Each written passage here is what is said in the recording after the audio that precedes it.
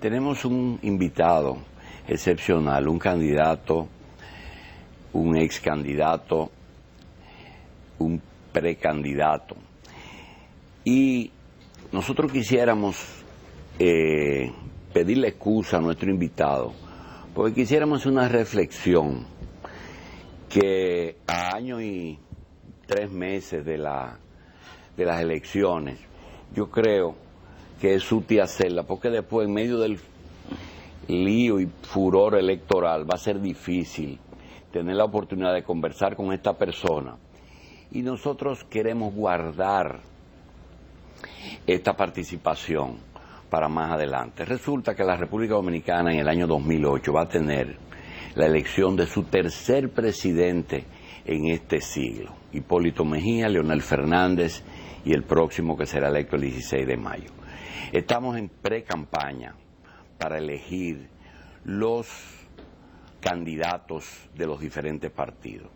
Yo creo que el país puede estar tranquilo en términos generales, porque no va a haber camino malo ni camino bueno. Todos los candidatos son hombres capaces, con todas las condiciones para dirigir el país.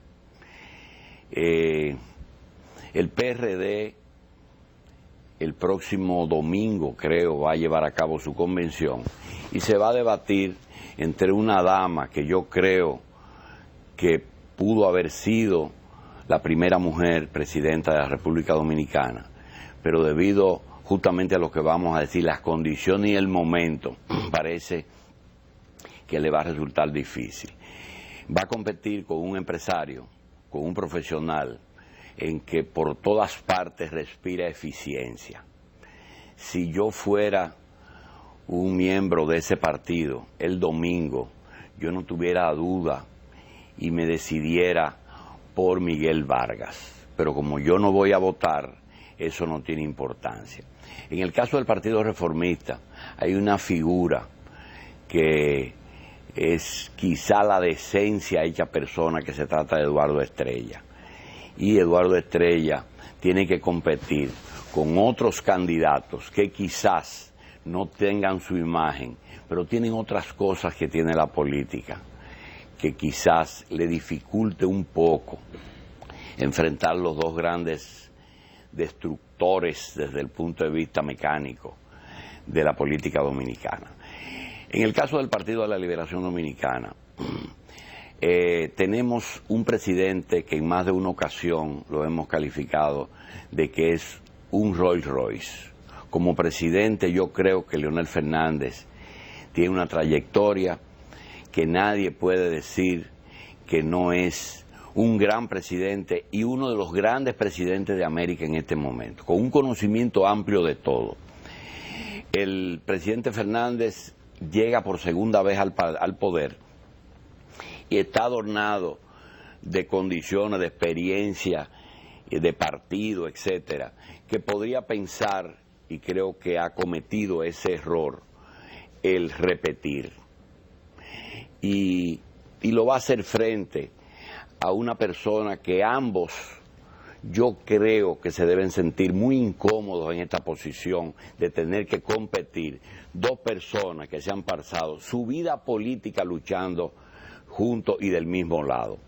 En el caso de Danilo Medina frente a Leonel Fernández, tiene la parte más dura porque ha tenido que hacer el trabajo político para el compañero que él colaboró y convenció de que aceptara una posición, que quizás en el momento que lo hizo, él podría haberlo hecho para él, pero entendía que no era el momento.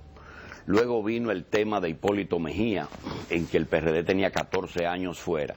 Y hasta el propio Danilo Medina dijo en una ocasión que hay derrotas que hasta resultan buenas a la larga, porque sirven de válvula de escape a un partido que necesitaba el poder. Yo creo que en esa convención que va a llevar a cabo, con todo el poder del poder, con todo el poder de un gran candidato con todo el poder de un presidente de partido, el poder que todo el mundo sabe que tiene el Ejecutivo, yo creo que lo más conveniente para el PLD es votar por Danilo Medina. Hasta ahí parecería que el que le está hablando está tratando de quedar bien con todo el mundo. Sin embargo, yo quiero decir algo, independientemente de cualquier fuerza que pueda surgir en el futuro fuera del poder de un ser humano, yo quiero decir que si por un evento el presidente Fernández prefiere que no haya convención y darle su apoyo para dedicarse, como le hemos pedido, a asuntos de reformas en que él puede aportar muchísimo en este año, terminar una serie de proyectos y dejar su partido en el poder, sumarse a la candidatura de Danilo Medina, yo creo que podría ser lo más sensato, aunque la sensatez es una de las prendas que adorna a Leonel Fernández. Cuando se presente Eduardo Estrella, Miguel Vargas y Danilo Medina en un 16 de mayo del 2008, entonces yo quiero decir públicamente, sin ningún tipo, que yo como dominicano voy a votar por Danilo Medina. Ojalá que eso sea así. Y quiero también decir algo.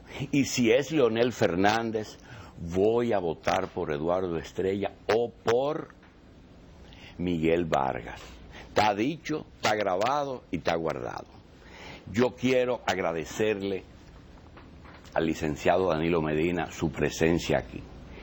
Quiero agradecerle aceptar este programa y pedirle excusa por eso que queríamos decir en su presencia, porque hay mucha confusión en el país, hay mucha confusión en los medios, y una de las personas que podría tener la mayor cantidad de información práctica de lo que está ocurriendo y de lo que puede ocurrir es Danilo Medina. Licenciado, gracias por estar aquí y vamos entonces a que usted me convenza de que mi decisión no sería equivocada. No, muchas gracias por el voto adelantado. Hay algo. Danilo Medina no tiene la visión correcta de la situación. Leonel con el poder lo va a arrasar. Leonel tiene la imagen, Leonel tiene el encanto. Danilo se equivocó, salió muy temprano, tenía que esperar que él se decida si va o no va. Sin embargo, Danilo se va cuando tenía que irse, fija posiciones y mucha gente tiene problemas porque hay gente de Leonel en el Congreso y hay gente de Danilo en el gobierno que no saben o que su estómago está en un sitio y su corazón en otro. ¿Cuál es la posición suya cuando le dicen, usted se equivocó, licenciado? Nadie me ha dicho eso. Nadie me ha dicho que me equivoqué. Yo estaba programado para salir en 2 años y salí en 2 años. O sea, yo no cambié nada de lo que había planificado. Inicialmente yo ni siquiera tenía interés en entrar en el gobierno. Pero dada la magnitud de la crisis que heredamos, entendí que era necesario que el liderazgo del PLD participara en el gobierno. Pero siempre estuve preparado para salir en 2 años. Lo que se tardó fue un poquito porque inicialmente yo pensaba salir en agosto. Y cuando se habla de agradecimiento, Danilo no ha sido agradecido. ¿Agradecido con qué, por ejemplo? No se lo dicen ustedes, pero lo dicen algunos PLDistas del gobierno. Yo no sé. realmente. Si hay un estado financiero político, es decir, de activos y pasivos, ¿dónde está la deuda? De débito y crédito. Exacto. ¿Está en el Palacio o está en Danilo Medina? ¿Quién le debe a quién? Mire, lo que tengan que hacer es evaluación que la hagan, pero no me luce hacerla a mí. Lo que sí le puedo decir es que no sé por qué se me puede considerar desagradecido. Porque la verdad es que tengo toda una vida apoyando al compañero presidente de la República en sus proyectos. Desde que se inició con la candidatura a la vicepresidencia de la República, cuando fue candidato a la presidencia, cuando estuvo en la oposición y cuando volvió a ser candidato a la presidencia. Lo que yo he hecho es servirle de manera desinteresada al presidente de la República.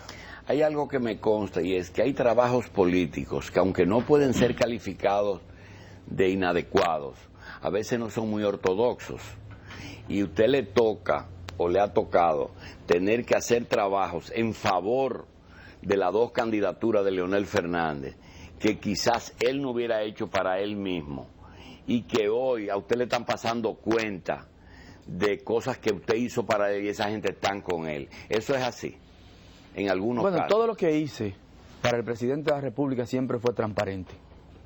Y no hay nada de lo que yo me tenga... No me refiero a que no sea transparente, me refiero a que cosas, por ejemplo, en las...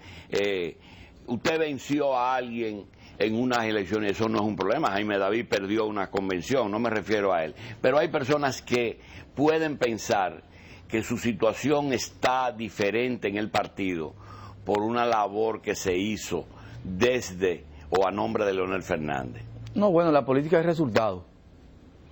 Yo probablemente afecté intereses coyunturales de algunos compañeros que aspiraban a posiciones que hoy está sosteniendo dentro del gobierno y del partido el compañero Leonel. Pero casi todas esas personas que fueron afectadas tienen una situación privilegiada en el gobierno, que probablemente no hubiesen tenido si no actuamos como lo hicimos. De manera que yo pienso que todos deben sentirse bien con la conducción que nosotros le dimos al Partido de la Liberación Dominicana en momentos coyunturales en que entendíamos cuál era el camino correcto y lo transitamos. Se supone que usted piensa, medita y tomó esa decisión. Cuando se decía, Leonel es el único que le gana a la oposición, y usted a pesar de eso tomó esa decisión. ¿Usted cree que usted le gana a la oposición? Ahora. En mayo. En este proceso. No estoy hablando interno. Mire, según las estadísticas de mercado electoral que yo dispongo, la única forma de ganar seguro las próximas elecciones es transitando el camino de la alternabilidad y especialmente con nosotros. Esos son los datos que tenemos, porque el otro camino, el de la continuidad y la reelección, no por el candidato. El problema es que el candidato no se puede desligar del acto, que es la reelección. La reelección en el país no es bien vista. Tiene una enorme tasa de rechazo en toda la geografía nacional y especialmente en la región norte del país. Bien. A tal punto que hoy en día la percepción, la intención de voto al día de hoy ha cambiado de manera radical. En agosto, cuando se le consultaba a la gente de qué prefería, si reelección o alternabilidad, la gente respondía mayoritariamente por la reelección. Incluso llegó un momento en que llegó a tener un respaldo de 59% contra 31% de rechazo. Sin embargo, hoy en día esa situación ha cambiado de manera radical y se ha invertido. Ahora la reelección tiene un respaldo de apenas 34% y un rechazo de 58%. Y un rechazo que ve en aumento, porque ni ha llegado al techo el rechazo a la reelección, ni ha llegado al piso el respaldo a la reelección. ¿La reelección en per se o Leonel en la reelección? No, la reelección. La reelección. La reelección, porque Leonel sigue teniendo buena imagen. Si su imagen está mermando, es por el hecho de que se le asocia a la reelección, al acto de la reelección, que no es lo mismo que él como persona. Licenciado, hay una situación en que quizás de los candidatos y precandidatos, la persona que yo menos cerca estoy en lo personal es de usted. Yo soy más amigo de los otros candidatos, he tenido más contacto. Sin embargo, una cosa es lo que uno puede desear y otra cosa es la realidad. Yo creo que para el país la madurez que usted ha podido reunir y la condición ahora, sobre todo que hay un PLD que tiene Congreso, que tiene ayuntamientos, que nombró la Junta Central, naturalmente una Junta Central que era buena para los dos candidatos presidenciales. La Cámara de Cuentas, buena para los dos candidatos precandidatos. Los tres. ¿Verdad? Somos tres. Ah, bueno, los tres. Sí. Entonces, yo quería preguntarle, en el caso de Leonel Fernández y ¿usted visualiza que la dictadura del subalterno, me estoy refiriendo a ese gabinete de chicos malos, como yo le digo, que podrían acercarse a usted en privado y decir, mira, esto es lo que hay, pero ejecutan hechos, actos que pueden ir más allá de lo que usted hubiera hecho si tuviera en el poder y la situación fuera diferente? ¿Hay posibilidad de que esa gente que están gobernando ejecuten acciones contra esa candidatura que vayan más allá de lo estimado? Bueno, siempre es posible. Pero usted no está preparado para eso. Ese es el daño de la reelección. Que en países carentes de instituciones sólidas, los funcionarios, queriendo ser simpáticos al candidato presidente, cruzan la barrera permitida hasta donde se puede accionar siendo funcionario y al mismo tiempo siendo correligionario de una campaña electoral. Ese es el riesgo que se corre y ese es el riesgo que está corriendo el Partido de la Liberación Dominicana. Pero en realidad yo no temo a nada de eso. Yo lo único que quiero es que se organice unas primarias transparentes y libres, en la que la base del Partido de la Liberación Dominicana se puede expresar. Y yo trabajaré y estoy trabajando para conquistar el voto mayoritario de las bases del Partido de la Liberación Dominicana. Después, cosas que puedan ocurrir no me quita el sueño, porque estoy preparado para verlas. Mire, la suerte es importante, aunque no es todo. Este gobierno ha tenido la suerte de que todo lo bueno ha sido estabilidad macroeconómica, lo que produce efectos adicionales, que todo va bien, ¿verdad? Aparentemente. Y todo lo malo es el metro. Cuando llegue la convención, que la de ustedes no es ahora, sino posiblemente en mayo, ¿verdad? Probablemente en abril. En abril, pues la situación puede cambiar. Depende mucho, fuera de la reelección, depende mucho de cómo siga el país para esa primaria. No creo. Yo creo que la gente tiene una decisión tomada. Una cosa es el país en términos global y otra cosa es el Partido de la Liberación Dominicana en términos particular. La gente que decide su voto en el PLD y la gente que decidirá su voto en el plano nacional. Bueno. Probablemente se puede entender que tienen los mismos intereses, pero no es así. Cuando yo escuché la primera información de que Danilo Medina se iba, yo fui de los que dudé. Digo, puede ser un acuerdo, porque así el PLD tenía dos pies, uno en la oposición y uno en el gobierno. Digo, bueno, eso es una bonita jugada. Pero cuando ocurrió, y ocurrió antes de lo esperado, ocurrió en diciembre. En noviembre. En noviembre y no en enero. Entonces, ese fue el primer signo. El segundo fue dos pronunciamientos que usted hizo, que cierran el paso a cualquier tipo de acuerdo. Uno aparentemente sin importancia, pero que pesa mucho, sobre todo en una persona como el doctor Fernández, y es, él oye pero no escucha. Ahí fue el primer paso. Digo yo, bueno, ya esto parece que, porque son verdades, ¿verdad? Y lo segundo es la estabilidad macroeconómica. Una única conquista de este gobierno, la reelección la pone en peligro. Esa yo no la he entendido todavía. Yo interpreto que tiene que ver que él tiene que hacer gastos, etcétera, y que eso va a romper esa estabilidad. Usted no puede hablar de por qué la reelección puede dañar la única parte buena de este gobierno. Mira, un día, un compañero que está organizado en la circunscripción número 1 de Santo Domingo Este, que hoy es regidor del Ayuntamiento de Santo Domingo Este, me dijo, eso es en el año 99, que cuando se está en la oposición, tú ofreces el cielo y las estrellas, y la gente trabaja para cuando tú ofrezcas el cielo y las estrellas, y tú llegas, le das un pedacito de cielo o le das una estrella. Pero cuando tú estás en el gobierno, la gente quiere que le den la estrella y el pedacito de cielo ahora. O sea, la gente, cuando tú estás en el gobierno, no tiene espera. Un candidato presidente en campaña electoral que asume compromisos con la sociedad, compromisos diversos, si no lo cumple, cuando se presenta a la comunidad que ofreció y que asumió esos compromisos, el presidente no puede volver a ofrecer lo que no ha cumplido. Cuando llega a cualquier tipo de comunidades del interior del país y la gente le dijo, presidente, usted tiene el compromiso conmigo con nosotros de hacernos esta carretera. Incluso nos llevó al Palacio Nacional y nos dijo que había una partida presupuestaria para hacer esa carretera. ¿Qué tú crees que va a hacer el presidente? ¿Ofrecerla de nuevo? No, hacer la carretera. Comenzar a hacerla. Aunque sepa que no tiene la posibilidad de terminarla, tiene que comenzar a hacer la carretera hasta que pasen las elecciones.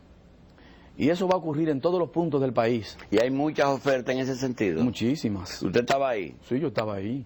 Nosotros tenemos compromiso. ¿Y eso se puede llevar a la estabilidad? No, lo que quiero decir con eso es que si el presidente fuese candidato, en el momento en que las comunidades le demanden lo que ya le ofreció, está obligado a comenzar a hacerlo, pero sucede que esas obras no tienen partida presupuestaria. Y como no tienen partida presupuestaria, y el presidente está en la obligación, si quiere que su candidatura tenga éxitos, de comenzarla, tendrá que comenzar a utilizar recursos que no están en el presupuesto. Pero yo no le puedo... Y eso es lo que obliga a una expansión del gasto. Eso sí. obliga a una expansión del gasto. Y una expansión del gasto lleva a una pérdida de la estabilidad fiscal. Y una pérdida de la estabilidad fiscal inicia el proceso de ruptura de la estabilidad macroeconómica. Cuando usted hizo la campaña para senadores, diputados, síndicos y regidores, ofrecieron y esos diputados quieren, inclusive el primer lío fue con el presupuesto de las ONG. Los diputados y los senadores y los síndicos no ofrecen nada. Pero el gobierno para ganar esas elecciones lo ganó. No, pero el presidente no tuvo que enfrentarse a las comunidades ni a buscarle voto a nadie. El presidente lo más que hizo fue, en una campaña de 15 días, del 1 de mayo al 15 de mayo, al 13 de mayo, salir en caravanas por el país a saludar gente. El presidente no tuvo que participar en ningún escenario donde tuviese que confrontarse con la gente, con los pobladores que hubiesen pedido demanda. En una campaña presidencial tendrá que reunirse con todos los sectores de la sociedad para pedirle su respaldo. Y entonces, ahí que vienen las demandas. Las demandas que ha podido cumplir, porque debo decir en su defensa que el presupuesto nacional no alcanza para cumplir con todas las demandas pendientes de ejecutarse en las poblaciones. Ni siquiera con las que se comprometieron y se establecieron en el presupuesto de la nación. No es posible hacer eso. Entonces, ¿es una diferencia de fondo o de forma? Porque usted siempre no toca a Leonel, yo creo que él... ¿Cuál es la diferencia? Porque no es que yo quiero ser presidente y no debe ser tú, esa no es la discusión en el PLD. ¿Cuál es la diferencia? ¿Por qué yo encuentro que frente a un problema, Leonel me lo guarda y usted podría resolverlo o no resolverlo, pero tomar una decisión? Eso es lo que yo creo. Sí. Esa es mi diferencia. Ahora, la de la real de ustedes, ¿cuál es? Mire, si usted quiere verlo como una diferencia, lo ve como una diferencia. Yo pienso que una de las características que debe tener un gobernante es saber en las condiciones que se te elige a la presidencia de la República. Cada vez que una población vota por un determinado candidato y no por otro, lo está haciendo porque entiende que este es el hombre que puede resolver los problemas por los que yo estoy votando en este momento. Yo recuerdo que don Antonio Guzmán llegó al poder en el año 78. Y si usted se pone a analizar la obra de don Antonio Guzmán, no hay grandes cosas que exhibir en ese periodo. Sin embargo, don Antonio es visto como uno de los presidentes más exitosos que tuvo el Partido Revolucionario Dominicano. ¿Por qué? Porque don Antonio entendió para qué la población lo eligió. ¿Para qué eligieron a don Antonio? Se le elige en un contexto en el que el país quería libertades democráticas, quería libertad de asociación, libertad de expresión, libertades políticas, libertad de los presos, legalización de los partidos políticos, regreso de los exiliados y salida de los generales corruptos. Y don Antonio hizo todo eso. Y se podía quedar ahí, y a don Antonio se le iba a valorar, porque eso era lo que quería la gente en 1978. ¿Y ahora qué quiere? Al presidente Fernández lo eligieron ahora en el 2004. Se le eligió para que devolviera la confianza, restableciendo la estabilidad macroeconómica, fortaleciendo las instituciones y creando un clima adecuado de negocios. Con resolver esos problemas, este hubiese sido un gran gobierno. Ahora, en este periodo, la gente demanda otras cosas.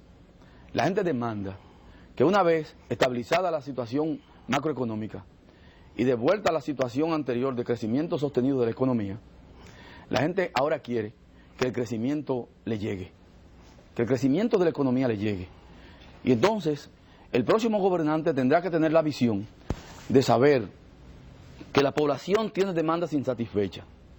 No es casual que, estando la economía creciendo en los últimos 6 trimestres a una tasa por encima del 10%, cuando a la gente se le encuesta y se le pregunta si su situación económica está bien, o si su situación de futuro será mejor, más del 70% está inconforme.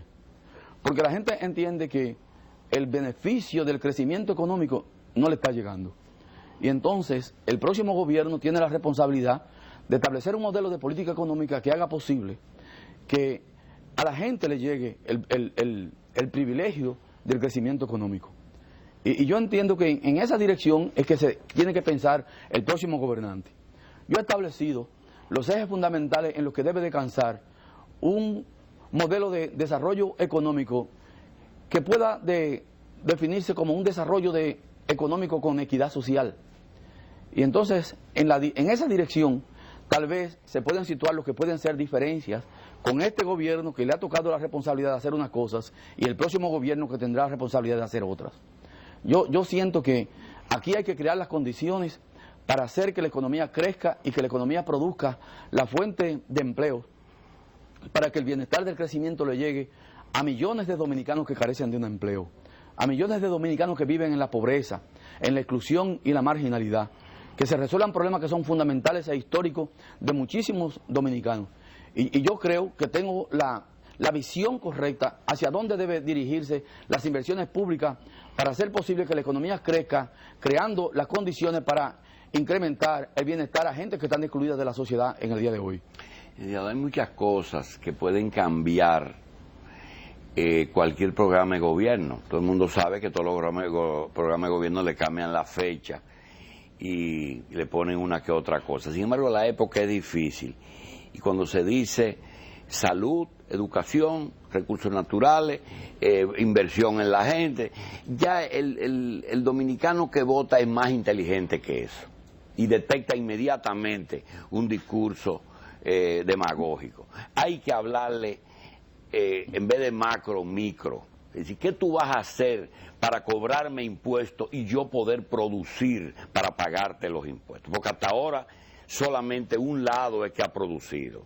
Cómo llenar el presupuesto, cómo cumplir ahora lo otro, cómo se desarrolla. Todo el mundo sabe que el crecimiento tiene que ver con las telecomunicaciones y que esas telecomunicaciones tuvieron que ser obligadas a pagar impuestos, que en un acto casi de valor. Sin embargo, hay una serie de ataduras a las que se enfrenta un candidato que da la sensación de que todo el mundo es más de lo mismo. Y te decía, yo sí sé cómo invertir. Si usted dice, no vamos a pagar la deuda y no vamos a coger prestado, muchísima gente en los organismos internacionales se queda sin empleo. Entonces ellos no están interesados en que estos países saneen su economía, porque ellos son abogados de esos casos. Si tú coges el asunto de eliminar, por ejemplo, la Dirección General de Impuestos Internos, vamos a quitar todos los impuestos y a poner un impuesto único, y que, no, espérate, eso es una maquinaria que tú no puedes desmontarla, porque de ahí vive muchísima gente y muchos contadores y muchos auditores. Entonces, todo eso choca con interés. El Tratado de Libre Comercio. El Tratado de Libre Comercio tiene que tener algo que a nosotros no nos conviene, porque al otro le interesa demasiado. Licenciado, los intereses de los diferentes sectores, pueden dañar una obra de gobierno o un programa de gobierno. Hoy los hombres de empresa eligen una magnífica directiva, preciosa directiva, pero tiene un componente. La anterior presidenta producía energía y el actual dirige el plan de remodelación de Sanssouci. Eso pone a uno a pensar que el sector empresarial, los Estados Unidos, la misma iglesia, ponen como un andullo a un candidato. ¿Usted cree que usted puede salirse un poco y hacer lo que quiere la gente aquí? Mire, el empresariado dominicano ha madurado mucho. Y puede ser que queden todavía empresarios que tienen cifrado su accional en función de cosas que puedan sacar del Estado dominicano. Pero hoy en día, y cada vez más será así, los empresarios lo que buscan es un gobierno que sea su aliado en la creación de un clima de negocio adecuado para hacer sus inversiones. Y un gobierno tiene que tener conciencia plena de que no hay inversiones si no hay renta. Que todo el que decide invertir sus capitales está detrás de renta. Y eso es una cuestión natural de todo el que tiene capital y lo quiere invertir. Un gobierno lo que tiene que tener una visión hacia dónde quiere dirigir el país. Y yo tengo esa visión. O sea, yo tengo claro los ejes de desarrollo nacional en que el próximo gobierno del país tiene que dirigir su accionar. Yo siento que en el país hay que trabajar de manera simultánea en varias áreas. Tiene en primer lugar que trabajar en función de lo que debe ser el aparato productivo, los ejes fundamentales del aparato productivo que se va a privilegiar en una acción de gobierno. No importa quiénes se beneficien, no importa. En segundo lugar, tiene que establecer cuáles son las condiciones que se tienen que crear para crear un mercado, un entorno de negocio adecuado para que esos ejes de la producción fundamentales puedan desarrollarse. Y entonces tú tienes que trabajar en lo que debe ser un nuevo modelo de política tributaria en el país. Y en tercer lugar, entonces, cómo combinar esas dos políticas para hacer posible que tú puedas hacer que el crecimiento de la economía llegue a los que están excluidos, creando empleos, creando fuentes de trabajo para que nosotros podamos ampliar ese mercado interno. En República Dominicana tenemos un mercado de consumo sumamente limitado. Tenemos una población de más o menos 8,5 millones de dominicanos, de los cuales un porcentaje altísimo se encuentra en un estado de exclusión.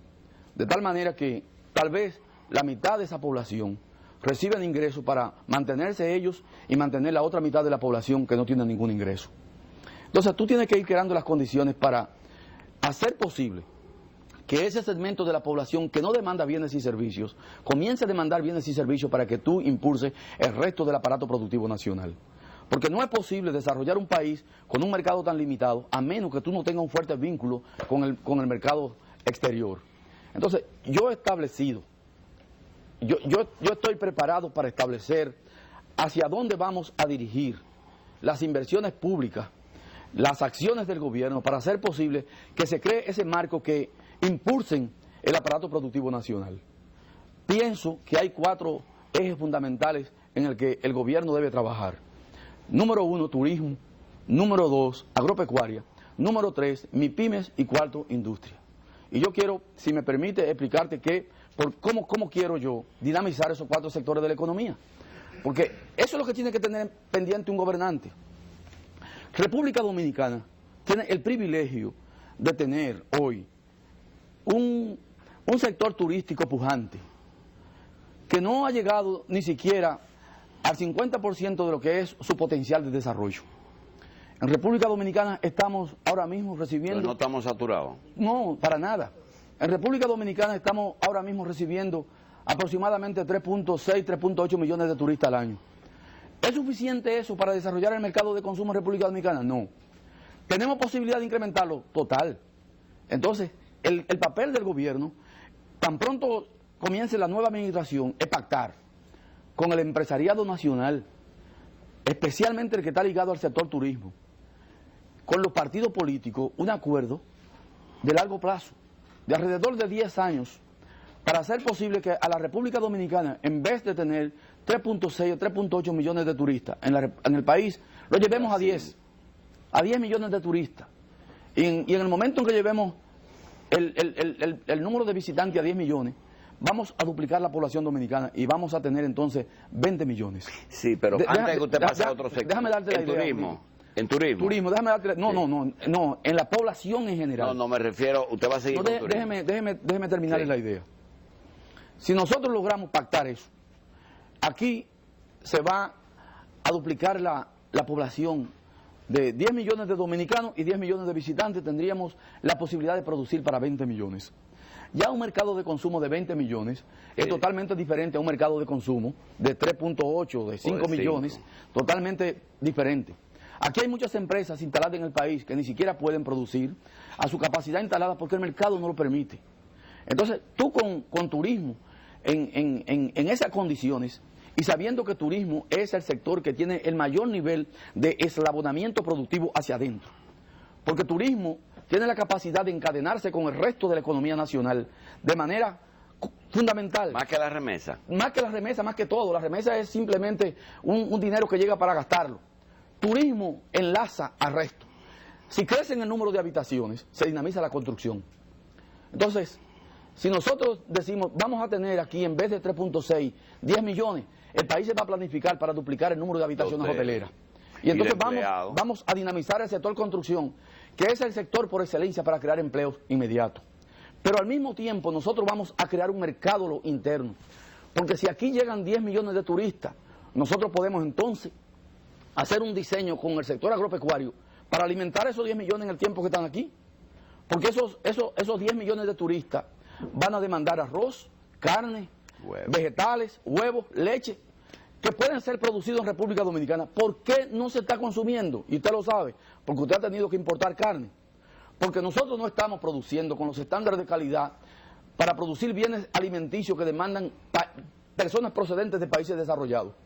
Entonces, la agropecuaria tiene que producirse una transformación tecnológica también, que no pueden producirlo con los capitales de los capitalistas agropecuarios porque no lo tienen. Y además porque el mercado financiero no financia al sector agropecuario. Y en ese sector, el gobierno también tiene que decidir qué va a hacer para poder producir una transformación tecnológica en el sector que le permita reducir costos en la producción y producir con los estándares de calidad de los países desarrollados, incrementando la producción y la productividad. Para eso hay que hacer una transformación tecnológica en el sector agropecuario. Ellos no pueden hacerlo porque no disponen de los capitales para hacer esa transformación. Y el sistema financiero los excluye, porque las normas prudenciales de la banca establecen que cuando un banquero presta a un sector que se considera de alto riesgo, el banquero tiene que hacer depósitos de sus ganancias para garantizar la cartera mal hecha. Y si yo soy banquero y por prestarte a ti me van a obligar que mi ganancia yo garantice un préstamo que te hice, yo no te presto. Entonces, el sector agropecuario está excluido del sistema financiero. ¿Cómo usted le daría garantía? Voy a hacerlo de la siguiente manera. Lo más conveniente es que ese sector pueda conseguir financiamiento a una tasa de interés baja. Las tasas que prevalecen en el mercado local, los que consiguen un financiamiento, se alejan de sus posibilidades. Y yo he vivido el drama de tener que estar ayudando. Pero el dinero está en el libre mercado. Tengo que estar ayudando permanentemente a personas que tomaron dinero prestado con sus fincas, sus instalaciones agropecuarias en garantía, porque la alta tasa de interés que tienen que pagar está por encima de la rentabilidad que tiene el sector. Entonces, el sector no puede operar con financiamiento caro.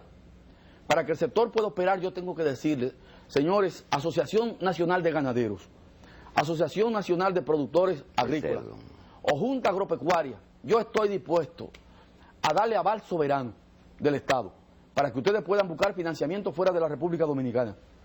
Y le voy a dar otra ventaja. Yo le voy a dar la siguiente ventaja. Como República Dominicana tiene una alta volatilidad en función de la tasa de cambio, si en el momento que ustedes busquen un préstamo en moneda fuerte y el momento en que van a pagar ese préstamo se produce una variación en la tasa de cambio, que es lo que se conoce como riesgo cambiario, yo como Estado le voy a garantizar que yo cubro el riesgo cambiario. Y ese será mi subsidio al sector agropecuario durante un tiempo determinado, en lo que ustedes consiguen nueva tecnología, se transforman y puedan aprovechar el mercado local. Porque cuando se produzca esa transformación tecnológica en el mercado agropecuario, en el sector agropecuario nacional, entonces ellos estarán en capacidad de suplir a ese mercado interno que tenemos y exportar dentro del territorio. Porque yo lo que voy a hacer es, incrementando el turismo en República Dominicana, crear las condiciones para exportar dentro de la República Dominicana. Porque cuando un turista consuma carne, estoy exportando carne. Cuando consuma leche, estoy exportando leche.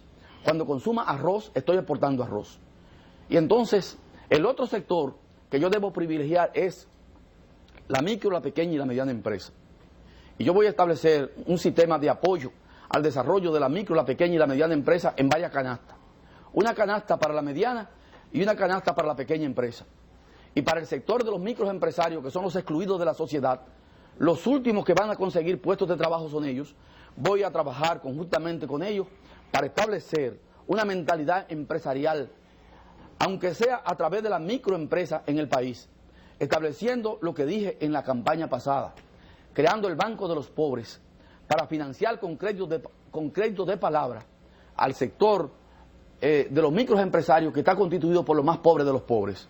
Si yo logro que un pobre pueda establecer un pequeño negocio, él va a crear los ingresos para emplearse él y emplear tal vez a su mujer o a un hijo. Y entonces yo estoy creando las condiciones para producir empleo en la agropecuaria, para producir empleo por el turismo y para producir empleo por la micro, la pequeña y la mediana empresa. Cuando eso ocurra, entonces voy en apoyo de la gran industria del país.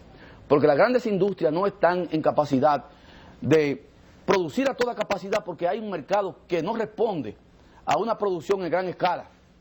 Si yo logro hacer eso y logro incluir a los excluidos para que puedan demandar bienes y servicios, yo estoy creando las condiciones para que el mercado de consumo interno se amplíe y entonces las grandes empresas puedan producir a toda capacidad.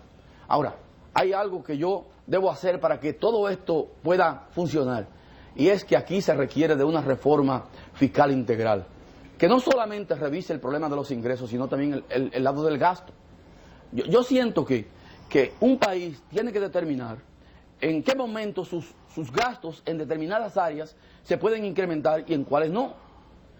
Por ejemplo, yo creo que el gobierno no ha sido eficiente en elevar los ingresos. El país ha crecido enormemente por el lado de los ingresos, pero ha sido un incremento de los ingresos basado fundamentalmente en cumplir con el lado del gasto. Nosotros necesitamos establecer una política tributaria que permita que los ingresos crezcan independientemente de compromiso de gastos. Yo prometí en mi campaña del 2000 hacer una reducción de impuestos. Incluso llegué a decir que iba a establecer un impuesto simple y lineal, igual para todos, que iba a establecer un impuesto de 10% para el ITEVIS y un 10% para el impuesto sobre la renta. Hoy en día no es posible tal vez ofrecer de nuevo una tasa tan baja, pero yo estoy convencido de que con una reducción impositiva nosotros podemos recaudar más en el país, porque el gobierno, el Estado, el que sea, debe revisar por qué razones este país ha tenido que hacer 5 reformas tributarias en 6 años. Algo está funcionando mal. Y entonces, en función de eso, el Estado dominicano ha estado creando una reforma tras otra, elevando la tasa impositiva que cada vez se reducen a un grupo menor de contribuyentes. Yo siento que con una reducción impositiva nosotros podemos ampliar la base de contribuyentes y hacer posible también que esa vocación a la evasión pueda irse eliminando. Porque cada vez que se suben los impuestos, el sector que se grava se prepara para evadir. Y entonces, en la República Dominicana no tenemos ni siquiera el privilegio de poder desarrollar un mercado de capitales, porque las empresas viven con un sistema de doble contabilidad y no pueden transparentar sus estados para participar en un mercado de capitales que nos permite intervenir con documentos para generar recursos y suplir algunas necesidades, incluyendo la del Estado. Con una reducción de impuestos, nosotros vamos a crear las condiciones para que la gente pueda transparentar sus estados financieros, paguen lo correcto, paguen lo que deben pagar, pero pagan, y al mismo tiempo puedan beneficiarse del sistema crediticio nacional. Yo vi en estos días que un titular de un periódico que establecía empresarios dominicanos quieren mayor apoyo financiero, pero sucede que los bancos están llenos de dinero, que no pueden tomarlo prestado, porque ahora mismo la banca está prestando al comercio y a sectores que pongan algunos bienes en garantía, como venta de vehículos y venta de apartamentos. El dinero para incrementar la producción nacional está lejos de los productores, porque las nuevas normas prudenciales establecen el depósito de estados financieros creíble tanto para la renta como para los bancos. Y la gente como tiene dos estados financieros, históricamente había estado buscando dinero, depositando un estado en la renta y un estado diferente en la banca. El estado que tú deposites para buscar dinero prestado ahora en la banca tiene que ser el mismo estado que se deposita en la renta. Entonces tú tienes que crear las condiciones para que la gente no esté en ese dilema, pueda transparentar sus estados, podamos desarrollar un mercado de capitales y podamos incluso desarrollar una bolsa en el país. Yo quiero trabajar en esa dirección, y yo siento que haciéndolo en esa dirección vamos a crear los empleos que requiere la economía y vamos a impulsar ejes fundamentales para el desarrollo nacional, porque nosotros necesitamos un Estado que pueda generar ingresos suficientes para poder invertir en políticas sociales. Nosotros no podemos vivir de espaldas la realidad que tenemos en educación, en salud, en seguridad social y en vivienda. Y un Estado responsable no puede vivir de espaldas esa realidad. No puede vivir de espaldas a saber que en la República Dominicana tenemos cientos de miles de compatriotas que viven en condiciones miserables. Veamos el caso de los ancianos pobres del país. Aquí hay 600.000 envejecientes pobres en la República Dominicana, carentes de un régimen de seguridad social que los protege en medio de la vejez. Esos viejos están por ahí viviendo en la angustia y en la desesperanza. ¿Cómo es posible que un hombre entregue su vida, dé su fuerza de trabajo al país, y cuando llegue el momento de retiro se le convierta en un infierno? Porque en su retiro no tiene asegurado un régimen de salud que le permita tener acceso a la salud cuando se enferma, o un régimen de pensiones que le permita asegurar las cosas indispensables para vivir. ¿Cómo es posible que tantos niños, hijos de madres solteras pobres, no tengan un Estado que se preocupe por garantizar su educación? Si el Estado no auspicia que tantos niños, hijos de pobres, se eduquen, lo vamos a condenar a estar encadenado a la pobreza de por vida. Y nosotros tenemos la responsabilidad de romper esa cadena que ata a los niños, hijos de pobres, a vivir siendo pobres. Porque si no se educan, van a ser tan pobres en el futuro como sus padres. Pero ¿qué está pasando con tantos dominicanos que viven por ahí, en casitas inservibles, en casitas todavía con piso de tierra, con paredes y techo de zinc, o paredes de teja maní, viviendo como si fuesen animales en condiciones paupérrimas? Esa situación debe ser superada, y no es posible superarla si tú no incrementas la producción interna del país, creando las condiciones para que el sector empresarial, que es el que tiene que crear las condiciones para crear los empleos que se requieren, pueda ser apoyado con una política clara y definida del Estado. Bien, licenciado, oyéndolo nos dice, bueno, pero eso es turismo, duplicar la oferta, te va a producir riquezas, los dominicanos van también a trabajar y a rendir, tienen que suplir los sectores agropecuarios, aval soberano. Es decir, para el proyecto no hay que buscar dinero, sino dejar que se desarrolle el proyecto el turismo y darle apoyo. Ayudar. Muy bien, y es vertical, es decir, comienza con el campo, producción, financiamiento, y que se vayan afuera a buscar dinero barato. El Estado lo financia. Pero no, el Estado no lo financia. El Estado lo avala, perdón. No el Estado lo avala, porque aval soberano es aval. Es deuda externa, inclusive. Sí, es deuda externa, pero está muy bien, porque para que sea para bono soberano, que sea para los trabajos, para el campo. Bueno, es peor coger bono para hacer contentos. Estoy de acuerdo. Ahora, las preguntas son las siguientes. 1996 a 2000 y 2004 hasta donde estamos. Yo recuerdo algunos episodios en que en algunas noches habitantes de la Francisco del Rosario Sánchez, que lo conocen a ustedes por su militancia PLDista, vieron al presidente de la República y a su amigo y secretario de Estado, Danilo Medina, andar de noche viendo esos pobres por lo que ustedes han hecho tantas promesas y la frustración de no poder resolver el problema a esos pobres, ¿verdad? Por otra parte, me habló de crecimiento. El mejor ejemplo era aquel famoso ejemplo de un ciudadano que decidió trabajar en comida y empezó a abrir restaurantes en el gobierno de Leonel Fernández. Y luego, la mejor muestra de lo que era crecimiento fue el cierre en el gobierno del PRD, pero el problema es que ha seguido en el gobierno del PLD, todos los cierres. Y yo pregunto, ¿ese es otro Danilo? ¿O dónde estaba Danilo cuando fue a Washington, cuando se junta con su amigo y compañero? Mira, para tomar la medida de lavar soberano, lo que hay que tener es una reunión y decirle a Héctor Valdés, mira, busca los papeles que resuelvan. ¿Por qué eso no se hace? Y si se lo hacen ahora, le dañan el programa de gobierno. No, para nada. Y no lo van a hacer, seguro. Para no, porque lo hagan, ojalá lo hagan. ¿Y usted cree que yo estoy casado con Gloria para Danilo? No. Yo quiero, mire, Julito, yo quiero hacer de la República Dominicana el paraíso de la clase media. Yo quiero trabajar para construir una clase media inmensa en este país. Porque si tú quieres saber por dónde anda un país, pregunta por el tamaño de su clase media. Cuando yo estoy hablando de que voy a tratar de que el crecimiento se derrame, que llegue a los que menos pueden, lo que estoy tratando de incorporar gente pobre a convertirlo en clase media. Porque lo que quiero es incrementar el tamaño de la clase media. Es ilógico pensar que tú puedes destruir la clase media sin que tú hundas la economía en su conjunto.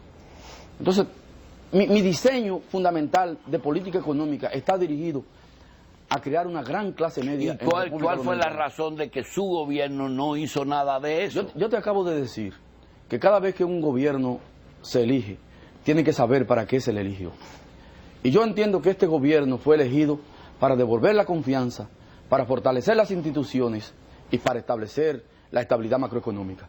Que bastaba con hacer eso. Y no será ¿no será que se metió la mano la pelota en los bolsillos y no quiere seguir jugando para que no se le dañe esas cosas? No, porque el gobierno ha cometido un error. Bastaba con que nosotros saneáramos la economía y este país iba a aplaudir al Partido de la Liberación Dominicana por haberle devuelto la confianza, por haberle devuelto la estabilidad y provocar el crecimiento que estamos viviendo. El problema es que hemos comenzado a gastar como si la economía estuviese sana. Esta es una economía que hemos dicho que viene de una crisis y que estaba en una sala de cuidados intensivos y le hemos pasado a la sala de recuperación. Y nosotros, cuando la economía estaba en la sala de recuperación, iniciamos un nivel de gasto que no se correspondía con una economía enferma.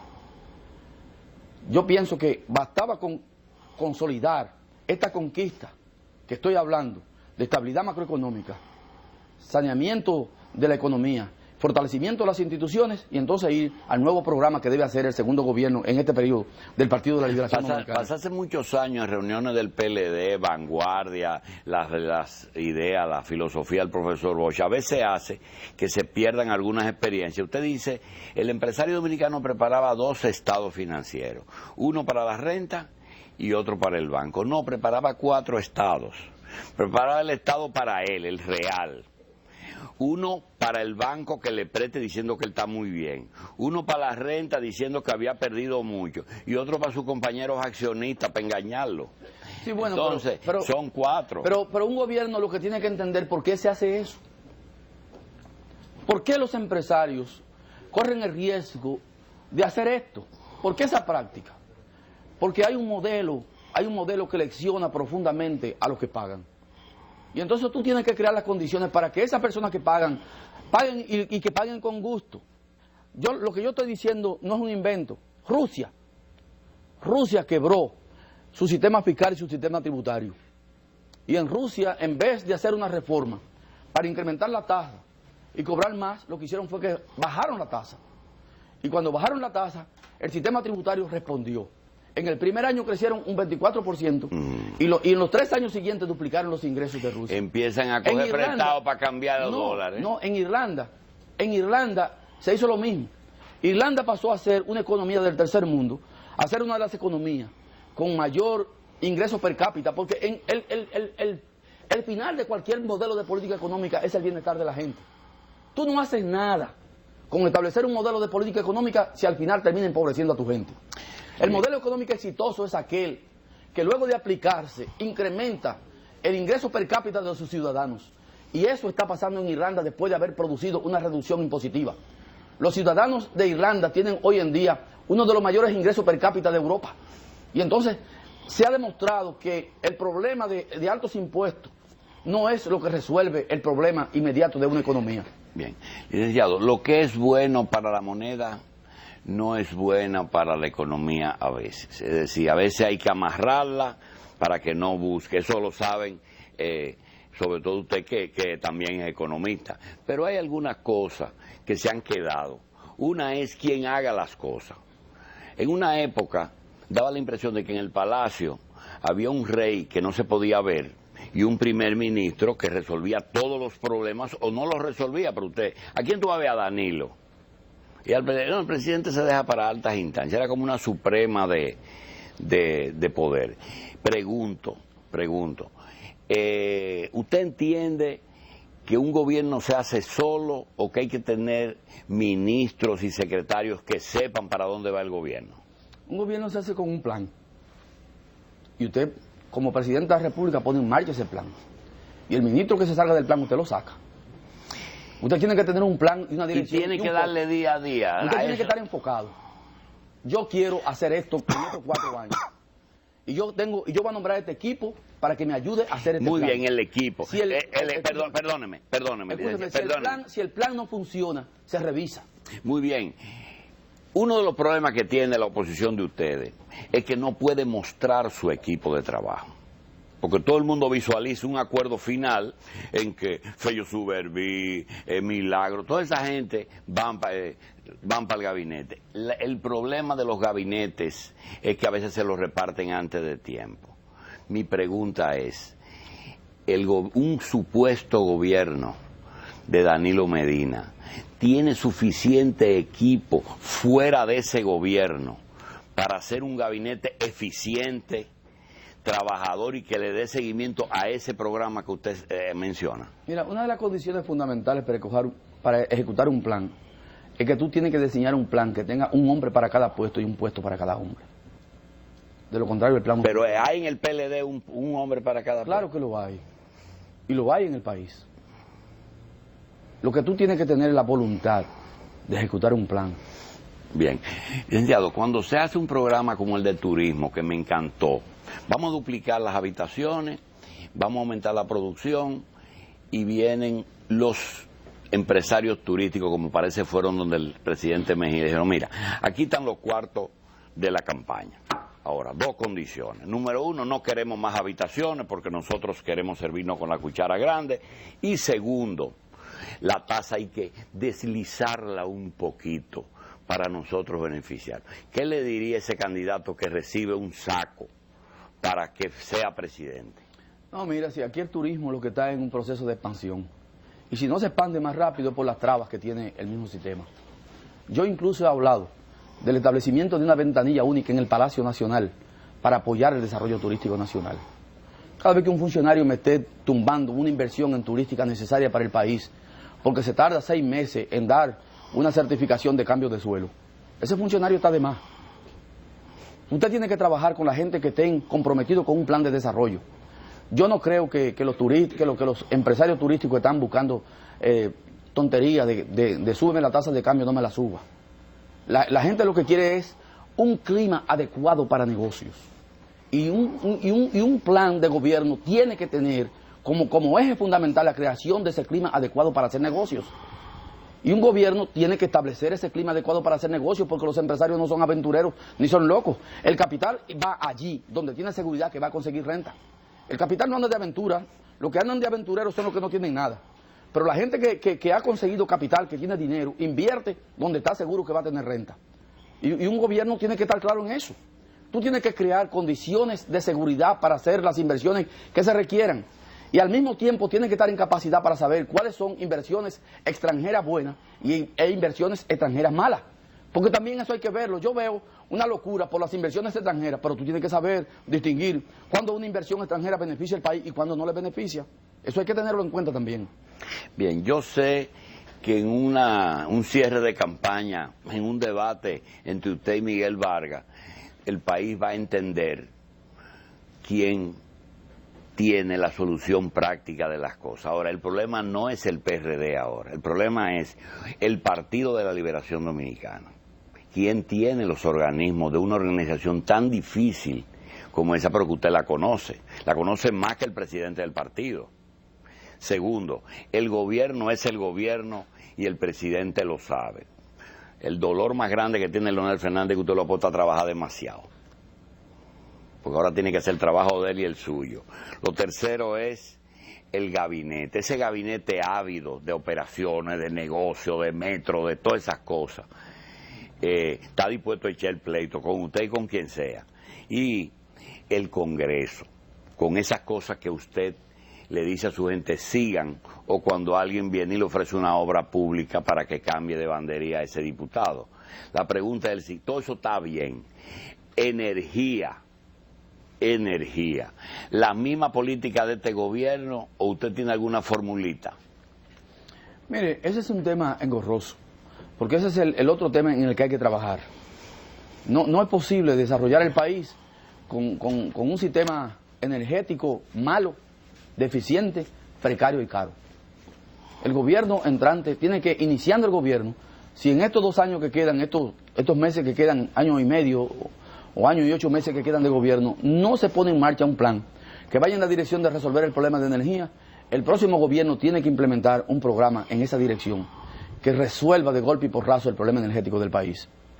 Yo tengo algunas propuestas que en su momento haré al país, bien, de cosas que se deben hacer en el sector, pero yo espero que nuestro gobierno pueda comenzar a resolver ese problema y ojalá que puedan tener el éxito que la sociedad demanda de cualquier plan que vaya en la dirección de resolver ese problema, porque no se puede hablar de desarrollo nacional, no se puede hablar de competitividad con este sistema deficiente, precario, malo y caro.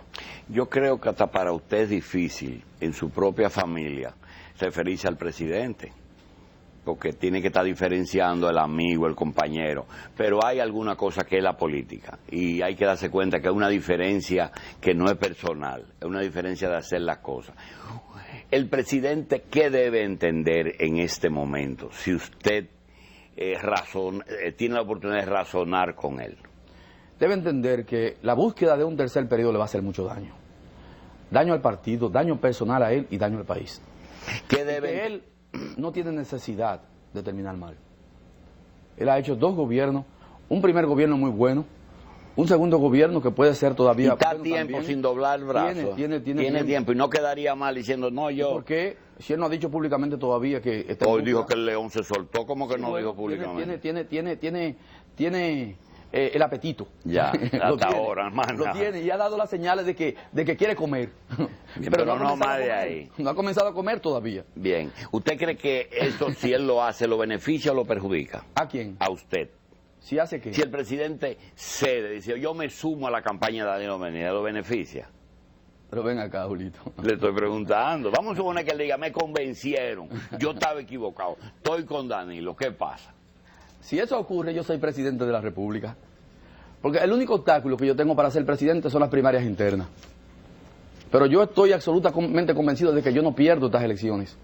Y esa gente yo que voy a están, hacer, y todas esas primarias que están por decreto, que van a votar por su cargo, no, ¿qué usted le va a decir? ¿Que cojan la fondita y que voten moradito? Mira, Julito, lo que pasa es que tenemos un error de ¿Cuál creerse que aquí todo el mundo es empleado público. El PLD tiene 1.200.000 personas en su matrícula. Y probablemente, siendo muy generoso, debe haber 90.000 miembros del PLD trabajando. Hay más de 1 millón de compañeros que tienen derecho a votar que no están en el tren gubernamental. No se estén creyendo que aquí todo el mundo es empleado público. ¿Por qué se decía que el Congreso era de Danilo y los decretos son de él? Sin embargo, ese Congreso ha complacido en todo a Leonel Fernández. Porque el PLD es único. Nosotros no somos pandillas en el PLD, en el que yo me atrinchero en el Congreso y el presidente se atrinchera en el Poder Ejecutivo. El PLD es único y tiene una dirección colegiada que es el Comité Político.